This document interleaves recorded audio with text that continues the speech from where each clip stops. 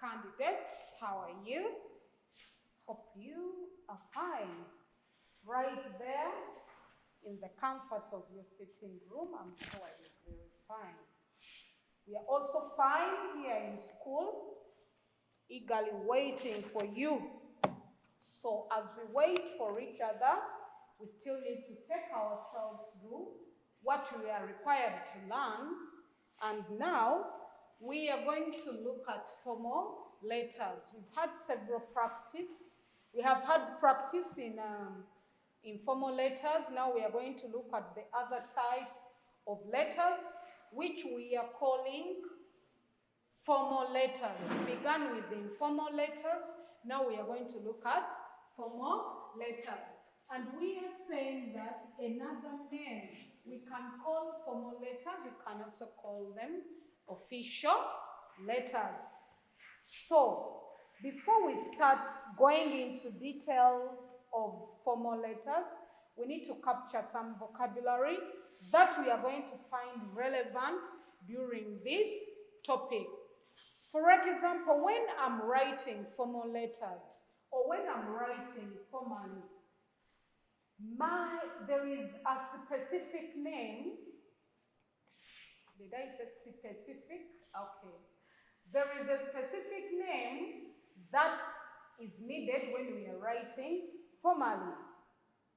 For example, if I'm introducing myself to someone in a formal way or in an official way, I may not use the name Maureen alone. Maureen is my first name. There is a name that introduces us formally, or that we use in formal setting. That name, we call it a surname. We call it a surname. As I've said, let us look at some vocabulary. We are going to call it a surname. Check the spelling of surname, S-U-R. Surname is the family name, is your family name. Everybody shares it in your family. In our Ugandan setting, you find a few families have one common name, but more families are adopting it now. You find that dad is called that name, the daughter is called that name, the son is called that name. Even the grandchildren are taking on that name, though in most cases it's limited to that immediate family. Now, we have an example in our class. We have the Mutellas. We have the Mutellas in our class or in our school. We have Happy Mutella. We have Mary Queen Mutella. We have Johnson Mutella. We have Valencia Mutella. So you find that that is their surname. Everybody shares that name in the family. So that is the one we call the surname. The other one in informal letters, which is said is, we use in informal letters, we say that is our first name. But here in formal letters, your surname is very important. We have said that in our Ugandan setting, few people take in there, use the surnames. We find that each family gives gives their names, maybe the clan names, and we find here in Uganda that our clan names are the ones we take in as our surnames. But in actual sense, the name that is shared by the whole family, the family name is called the surname. Now, children, when I write my surname on a letter, when I write down my surname, it should be accompanied with my first name. But leaving alone that, as we shall be seeing, when we write any letter we write, we have to put there, we have to sign it. We have to sign that letter with what we call our signature. We put there our signature. Your signature is simply still your name in small letters. Your signature is just your name in small letters. Now, in this case, children, We may ask yourself, why do we sign? Why do we sign letters? We've said the word signature comes from the word sign. We sign letters to show that we are the ones who have written that letter, or we are the ones, we agree to the content in a particular document or in a particular letter. So if someone writes a letter and doesn't sign or doesn't put that signature, everybody will wonder, who wrote this letter? Who wrote it? So we put our signature there to show, to justify that you are the one who wrote that letter. I've said the word signature comes from the word sign. To show that you are the one who wrote the letter, or to agree to the content in that. Some people may write a letter, Serunkuma, Tendo, Mwebe. They can decide to write a letter to the head teacher. Maybe there are certain things they don't want in the school, and write a letter, and maybe Serunkuma calls other people. Everybody who agrees to the content, the information in this letter, come and do what? And sign. So if you put there your signature, it means that you agree to the content in the letter. That is the use of a signature in a letter that we write. Now, children, in most cases, there are several types of formal letters. One of the type is the one of application letters. It comes from the word apply. It comes from the word apply. When I want to get a job somewhere, I have to write a formal letter. If there is a job that I want to get, I have to apply for that job. And that letter that I write to apply for a job is a formal letter. I have to write formally, as we shall see. And that letter is called an application. An application letter under formal letters. It comes from the word apply. To apply is to ask for a job or a study vacancy. To ask for. In formal setting, we don't say, I'm asking for a job. No, you are applying. You apply to ask for. So my dear candidates, as I've said, the word application comes from the word apply. In most cases, when I'm going to apply for a job, in most cases, companies or organizations that have jobs, that have positions to fill, they first make advertisements. In British setting, it's called advertisement. They pronounce it as advertisement. American setting, they say advertisement. So if you hear any of those pronunciations, don't wonder. Some say advertisements, others say advertisement. So an advertisement, candidates, is an official announcement of a job. An official announcement of a job for a job that can be put in a newspaper or radio or TV. It's an announcement. They announce Trinity Primary School. If it needs teachers, it will go in the newspapers or TV or radio. The Trinity Primary School needs teachers. They put there what they require that teacher to be. If we want cleaners, we shall put an announcement. It's official, an announcement in the newspaper. So if Tendo Safe needs that job, he will come and write an application letter. Will write an application letter in response to this advertisement. And this advertisement, we've said, is an official announcement that can be put in a newspaper, TV, or radio about a what?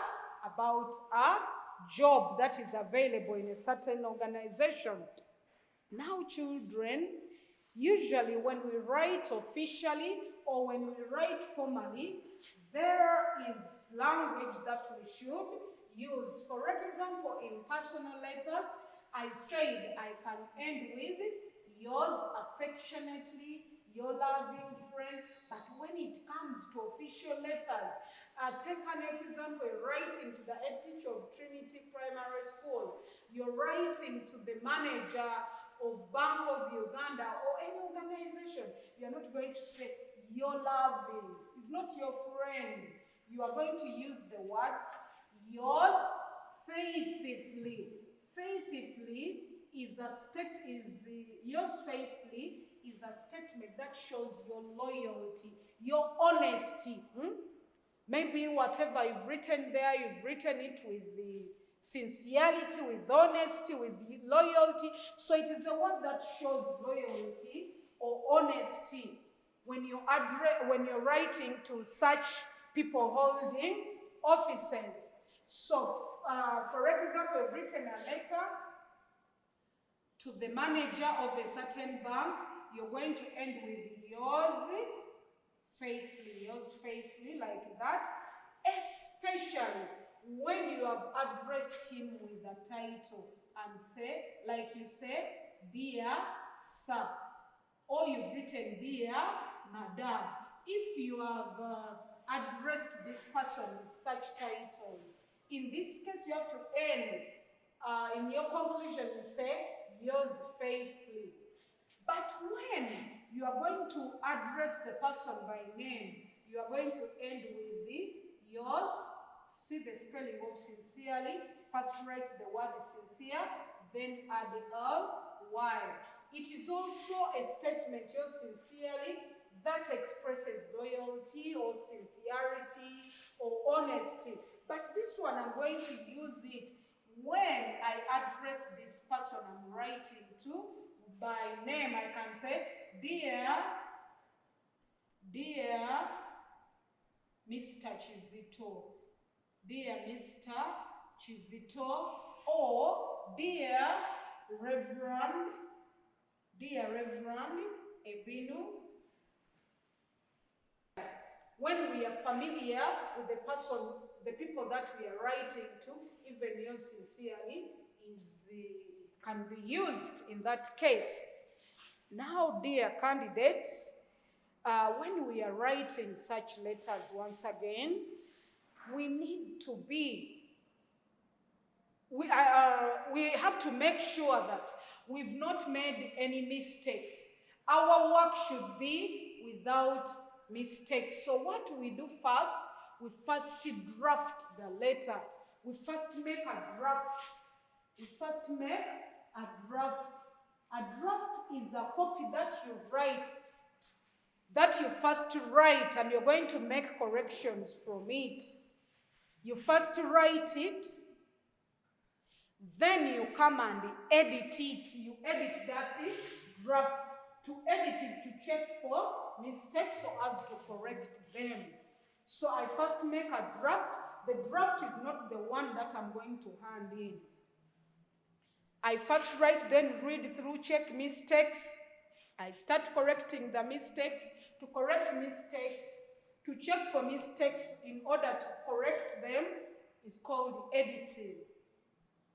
So I'm going to edit in the draft.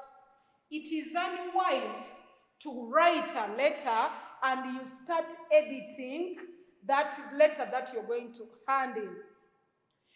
Imagine I write a letter, for example, I was supposed to write to Mr. Chizito. Instead I write Mr. Chizito. You get, I was supposed to write to Mr. Binu. Instead I write Mr. Abenu. You get, children, So now, on realizing I've made mistakes, I start doing what? Making this, or doing this, Really, in a formal letter, these ones are not expected. In the draft, they'll be expected because nobody's going to read your draft. Make all corrections, edit in the draft, such that the people who are going to receive your letter may not mistake you to be a confused or disorganized person. I hope you're getting that, dear candidates. They may get a wrong impression of you and deny you the job or deny you what you are asking for. So you first make a draft, edit it, then you hand it in without mistakes. What do we usually edit?